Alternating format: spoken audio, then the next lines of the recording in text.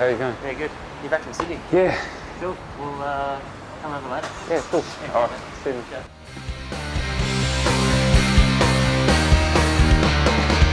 It's called the amazing rotating InStyler. Equipped with the best parts of a Dad. curling iron, flat iron, and styling brush, the rotating InStyler Look actually... who it is.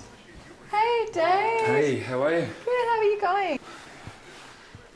You guys know I just got out of detox, yeah? Oh, you clean? Oh, we weren't sure. Should be all right.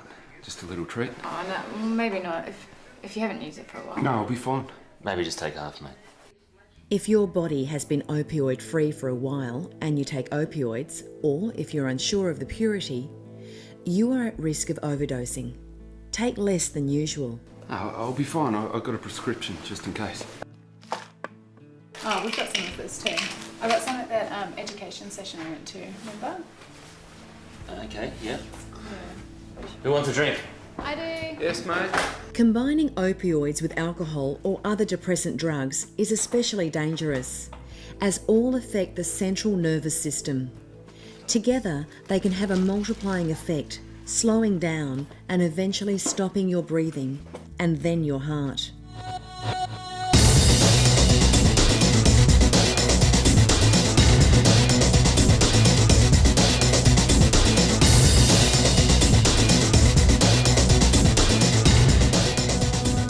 As an opioid overdose takes hold, the central nervous and respiratory systems begin to shut down. How you going, mate?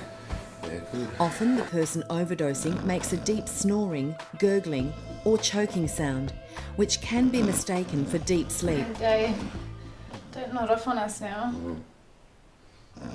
Their breathing becomes very irregular or can stop altogether. Hey, Dave. Dave. Dave. Wait, yeah. Oh, Dave, Dave. I think he's ODing. Dave. Dave. On the brain, opioids cling to opioid receptors, causing drowsiness and depression of the respiratory system, slowing down breathing. Bodies become limp, arms and legs floppy. The skin, lips and fingertips turn blue if they are white-skinned and ashen grey if dark-skinned. Call the ambulance. Ambulance, please. Tell the operator your location and don't hang up. Hang on, I'll put you on speaker. The ambulance is on its way. Don't hang up, just hold the line with us. Some people don't call 000 for fear of the police attending. However, police will not attend 000 calls relating to overdose, unless there is a community safety issue or a threat of violence. Shake their shoulders and call their name. Check for breathing. Locate the sternum or breastbone in the middle of the chest where the ribs meet, and rub your knuckles up and down. If they respond to the pressure, you'll be able to gauge their level of consciousness. If there is no response, place them in a recovery position, allowing their airways to remain open. With opioid overdose, breathing is the most important thing. Tilt their head to the side to release any fluids, decreasing the risk of choking. Dave. Still not breathing. The Naloxone, can you pass me the Naloxone? Naloxone can be injected through clothing. It is important you note the time you first administer the naloxone for two reasons. One, so you know when it's time to administer a second dose, and two, so you can tell the paramedics.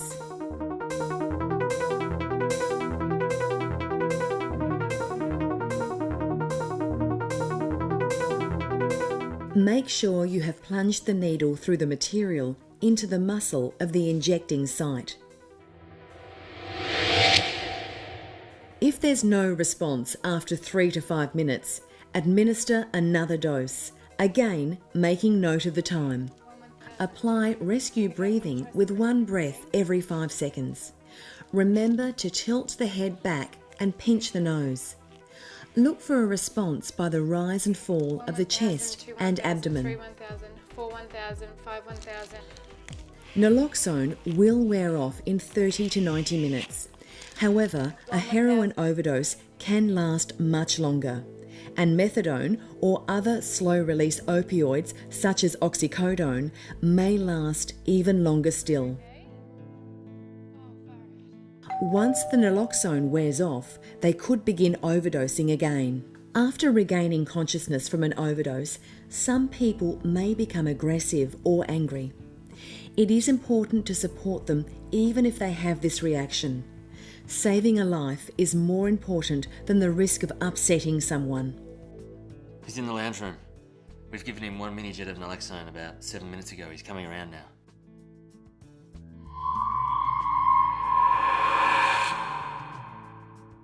Watch the person for several hours in case another dose of naloxone is necessary.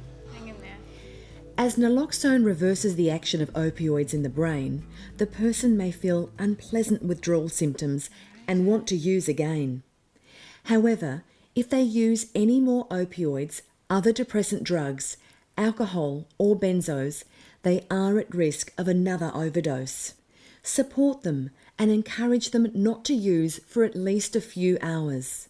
It is a person's right to refuse to go with the paramedics, but this decision should be based on their condition and recommendations from the paramedics. Let them know the longer they wait, the less chance there is of overdosing again. As the effects of naloxone wear off, the withdrawal symptoms will subside. There are key steps that you can take in the event of an overdose to give the person the best chance of survival. Call an ambulance. Place the person in the recovery position.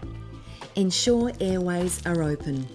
Inject naloxone mini-jet into their thigh or upper arm and note the time. Repeat injection as required. Stay with the person and ensure no more opioids for at least a few hours. Hey, thanks, guys. Yeah, mate. Thanks a lot. I owe you one. Pharmaceutical opioids also cause overdose. They are responsible for more fatal overdoses than heroin. Pharmaceutical opioids most commonly involved with overdose include codeine, methadone, oxycodone, and morphine. Naloxone, available with a script or over the counter, is saving lives. Deaths from overdose are rarely instant, which means there is time to stop an overdose causing brain damage or death. Always call 000 and know how to respond. It could save lives.